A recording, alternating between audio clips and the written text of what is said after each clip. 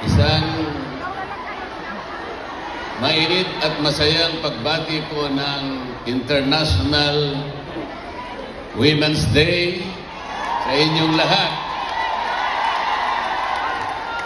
Natatandaan ko po yun, March 8 dapat yun kahapon dahil birthday po yan ng aking kaisa-isang babaeng minahal sa aking buhay.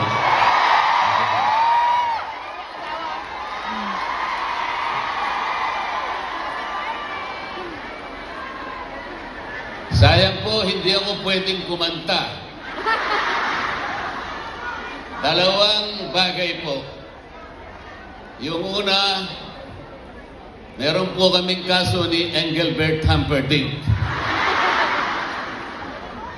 Dinimanda niya po ako sa London sapagkat parehong-pareho ang boses namin.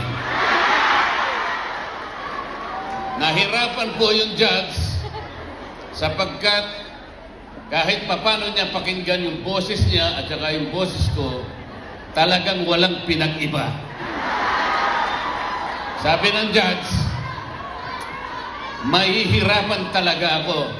Kaya ang gawin muna natin, kayong dalawa, kahit anong mangyari, huwag muna kayong kakanta.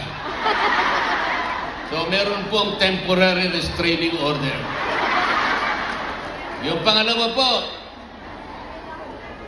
nangako po ako kay PRRD na kung ako po'y kakanta, kailangan duet kaming dalawa.